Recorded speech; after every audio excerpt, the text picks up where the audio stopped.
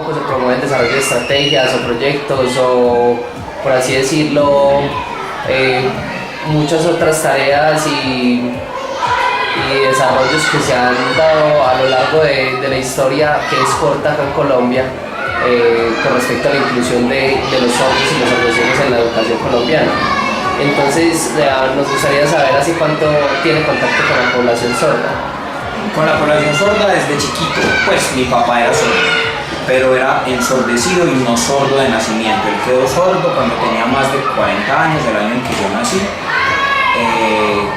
pero era sordo profundo, ¿cierto? Pero poslingüístico, que es distinto a los sordos profundos prelingüísticos, que son los que nacen siendo sordos o quedan sordos en los primeros años. Esos, su estrategia de comunicación es la lengua de señas. Pero una persona como mi papá, que habló, escribió y leyó durante 40 años, pues no necesitará lengua de señas para comunicarse, sigue haciéndolo con la lengua oral. ¿Y cuál ha sido la experiencia más significativa con la comunidad sorda?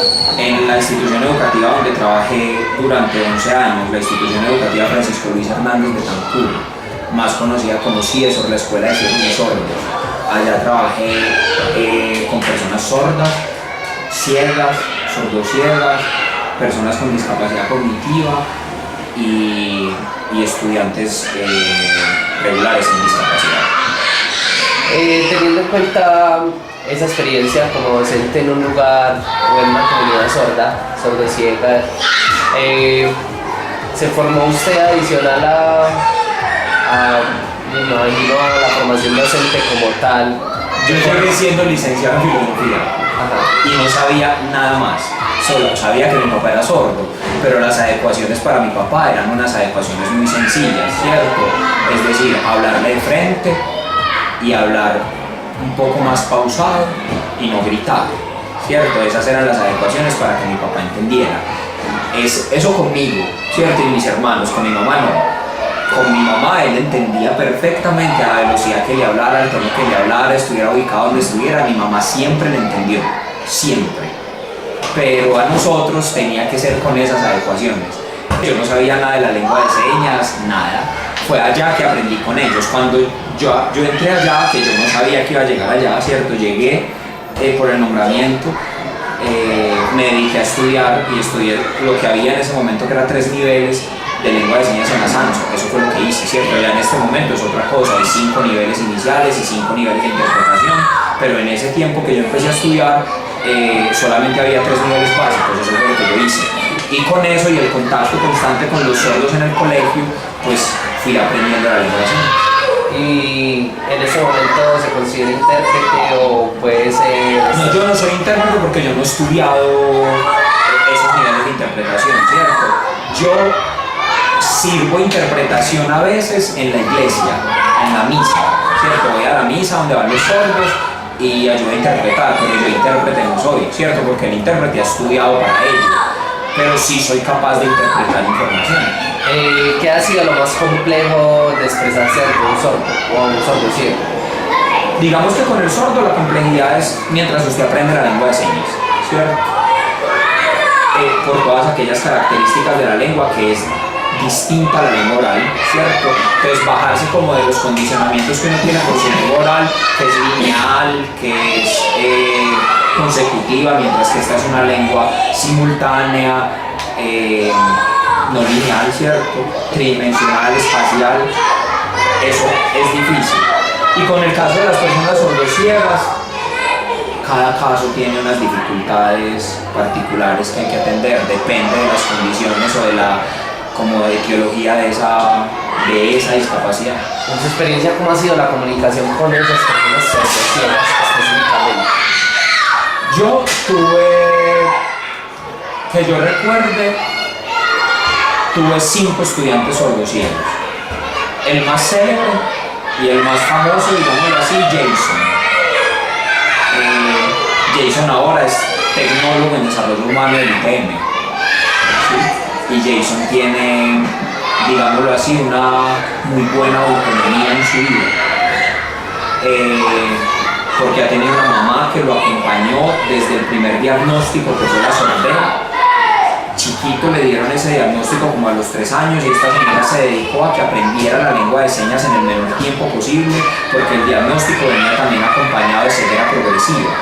Entonces el niño a los 3 años queda sordo, ¿cierto? Pero ya tiene pérdida visual, le avisan a la mamá que en menos de 6 años va a quedar también ciego total.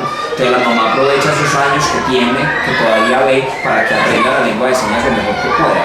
Y apenas aprende la lengua de señas, ahí ya tiene acceso a la información. Porque ya es solo cambiar la modalidad de lengua de señas, no hacerla así, sino hacerla mano a mano, con guía, ¿cierto?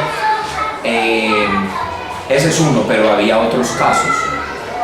Porque había un sordociego con discapacidad cognitiva.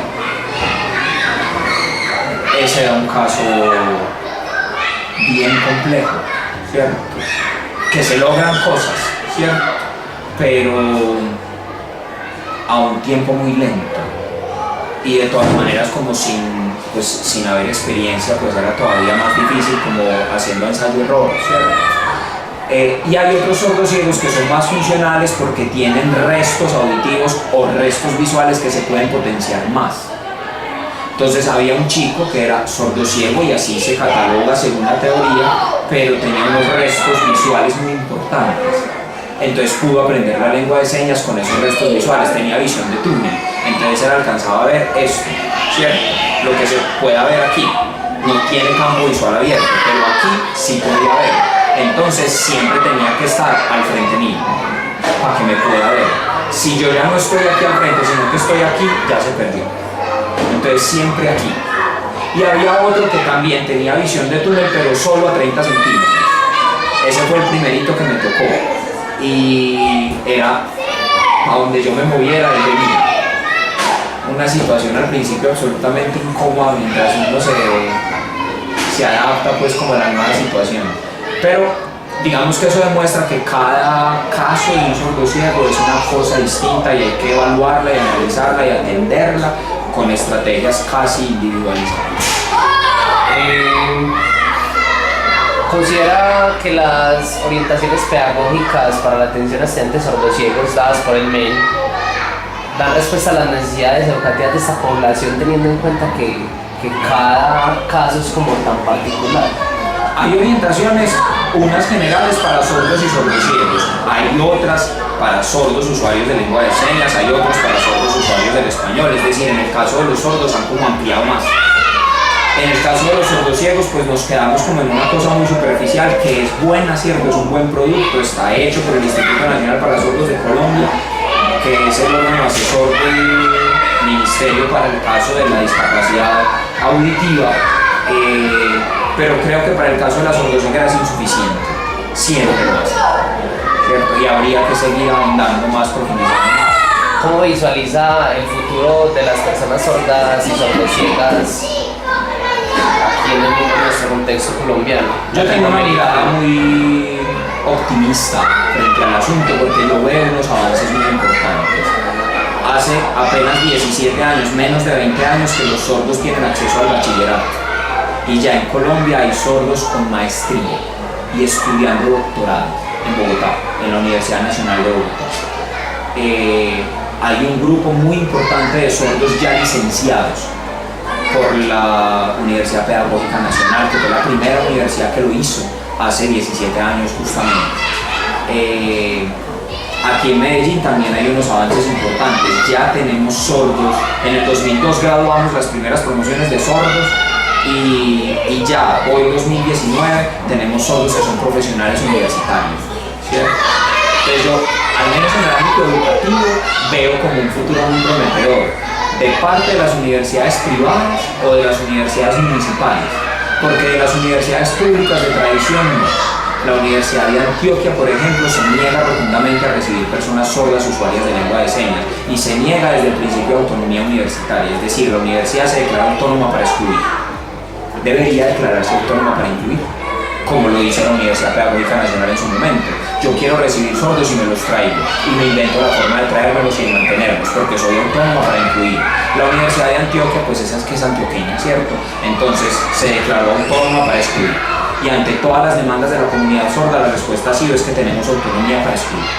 y efectivamente la tienen, ¿cierto? Pero es una cosa triste que nos ganen otras universidades cuando la universidad de este departamento es esa, ¿cierto? Y donde los sordos pudieran tener un desarrollo, digamos, como más pleno por todas las posibilidades que la universidad tiene frente a otras universidades de la ciudad. En otros ámbitos de la vida, yo no sé, por ejemplo en el ámbito de la justicia, en el acceso a la justicia, yo veo como que no hubiera nada. La Fiscalía General de la Nación de Colombia tiene un intérprete para todo el país, y viaja a donde lo llamen, donde haya audiencias, donde participen personas sordas usuarias de lengua de señas. Un intérprete para todo el país. Eso no tiene mucho sentido, y más con este nuevo modelo judicial es que si a usted lo capturan hay unas horas limitadas para poder legalizar la captura. Entonces me imagino que la mayoría de los sordos delincuentes, porque los hay, ¿cierto? Los tengan que soltar porque no hay quien lo atienda. Muy interesante ese aspecto. Y dándole una retoma al ámbito educativo, ¿cuál cree que es el reto para los docentes en formación respecto a las orientaciones pedagógicas para la atención a estudiantes sordos-ciegos? Pues el reto primero era saber que existen los sordos-ciegos y saber qué es la sordoceguera, porque solo por la palabra sordoceguera, entonces lo que decimos es un sordo más ciego. Pero eso hace que la subjetivación sea otro proceso distinto, y por eso no podríamos decir que es la suma de dos discapacidades. Digamos, efectivamente sí lo es, y por lo general viene primero una discapacidad y luego la otra. Es decir, la persona nace ciega y luego se queda sordo, o nace sorda y luego se queda ciega. Hay casos en los que nacen sordociegos desde nacimiento, como el caso famoso de Helen Keller, ¿cierto? Son casos muy pocos. De todas maneras, la población sordociega con respecto a la población total, al universo de la población, es muy poca, ¿cierto? De las personas sordas decimos que es el 5% de la población total de cada país o del mundo. Las personas sordociegas no alcanzan a ser el 1% de la población, es mucho menos del 1%, pero son personas, ¿cierto? Y son personas sujetos de derechos porque estamos en un Estado social de derecho. Pues nosotros los maestros tendríamos que saber que somos el Estado para esas personas y que tenemos que garantizarles el acceso a la educación. ¿Cómo? Lo primerito que uno hace es conocer al sujeto. Cuando usted conoce al sujeto, solo su intuición de maestro lo lleva a hacer adecuadamente lo que tiene que hacer, pero cuando hay conocimiento del sujeto.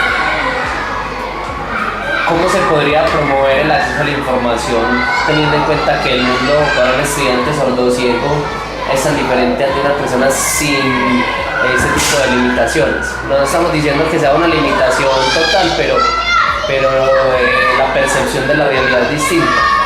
¿Cómo se podría promover el acceso a la información para ellos? Pues ya hay muchos diseños de tecnología y de ese tipo de cosas que ayudan, ¿cierto? Y vuelvo a lo mismo, habría que saber en cada caso de la persona sordociega cuál es la mejor estrategia para acceder a la información y darle como las herramientas tecnológicas o técnicas o de otro estilo que necesite para acceder a la información. ¿Cómo se podría saldar la deuda que se tiene con la comunidad sordociega desde el marco educativo formal y no formal? A mí me parece que por lo menos a nosotros no nos toca ver que la deuda esté saldada. La deuda social que este país tiene con las personas con discapacidad en general es de siglos. Apenas hace muy poco que Colombia asume la Convención Internacional de las Personas con Discapacidad y obra en consecuencia. Desatrasarnos de todo eso nos queda muy de para arriba, y poder ver aquí a las personas con discapacidad desenvolviéndose en la sociedad con equiparación de oportunidades que una persona sin discapacidad, lo veo muy complejo. Veo muchos avances, ¿cierto? Pero todavía nos falta muchísimo, y una situación presupuestal importante debería suceder, porque también requiere recursos, ¿cierto? Si usted no le mete recursos a esto de la inclusión de las personas con discapacidad, pues es poesía muy bonita. Le tiene que meter recursos, porque usted no se desatrasa de una deuda sin pagar más. Es decir, para desatrasarse de la deuda usted tiene que pagar. No, pero aquí queremos desatrasarnos de la deuda sin pagar. No sé. No, profe, muchas gracias. Con mucho gusto. Muchas gracias.